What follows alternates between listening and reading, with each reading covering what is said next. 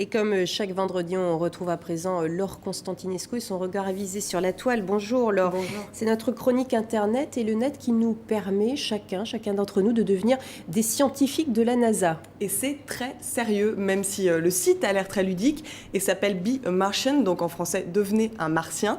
C'est vraiment la NASA qui vous invite à l'aider à cartographier la planète Mars. Alors c'est très simple, on va sur le site, on s'inscrit, on regarde une petite vidéo d'explication et puis ensuite c'est parti, on doit cartographier la planète rouge à partir de photos satellites et puis on doit aussi compter les cratères à la surface de la planète. Mais alors Voilà. pourquoi faire appel à des inconnus qui ne sont pas des scientifiques? On estime là que c'est un travail de scientifique purement, non? Alors en fait, parce qu'il y a certaines tâches comme compter les cratères à la surface d'une Ah oui, planète c'est pas- qui oui. sont plus faciles pour l'œil humain finalement pour un ordinateur. Et donc devant l'ampleur de la tâche, eh bien en fait les scientifiques américains ont préféré faire appel au public et quoi de plus facile que de le faire via Internet. Il n'y a pas de solution.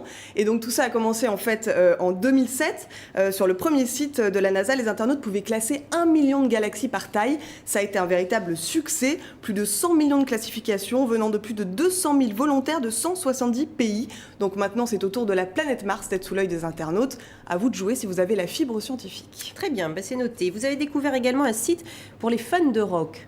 Un site qui regorge de petites pépites, de petits trésors, puisqu'on peut en fait y écouter gratuitement plus de 1300 captations de concerts inédites des années 60 à nos jours. On entend juste derrière nous les Rolling Stones. On trouve plus de 900 artistes, donc des groupes et des chanteurs mythiques. Bob Dylan, Queen, Jimi Hendrix, John Lennon, Metallica, Police, U2, les Who, des plus récents Nirvana, Norah Jones, Youssou N'Dour, Vampire Weekend. Et la nouveauté, c'est que depuis le mois dernier, on peut aussi télécharger ces morceaux inédits. On les paye entre 6 et 10 $, donc entre 4 et 7 € environ. Pour la petite histoire, le nom du site en français, ça veut dire la cave de Wolfgang. Wolfgang, c'était le prénom d'un propriétaire de salles mythiques de concerts à San Francisco et à New York dans les années 60-70. Et ce sont en fait les bandes sonores des concerts qui ont été donnés là-bas, qui ont été rachetées par le fondateur du site et donc numérisées et mises en ligne. Donc c'est vraiment, à la base, c'était des enregistrements pirates qui s'échangeaient complètement sous le manteau à l'époque. Donc c'est des petits trésors pour les amateurs de musique et de rock.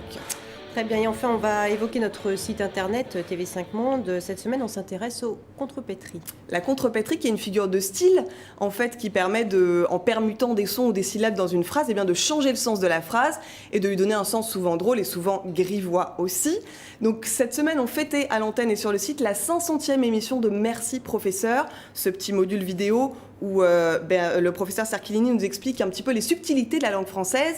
Et cette semaine, il nous a parlé des contrepétries. On l'écoute.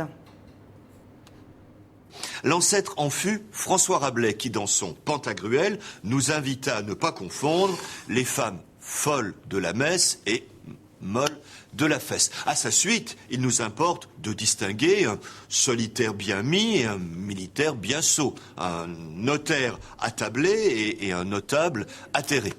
Donc voilà, c'est à revoir en entier cette petite chronique sur le site de TV5 Monde. Vous pouvez aussi écouter un entretien avec un spécialiste de la contrepétrie qui écrit toutes les semaines dans le Canard enchaîné, un célèbre journal satirique français. Il y a aussi un concours, tout ça sur tv5monde.com. En tout cas les exemples là sont très explicites, on les retient facilement.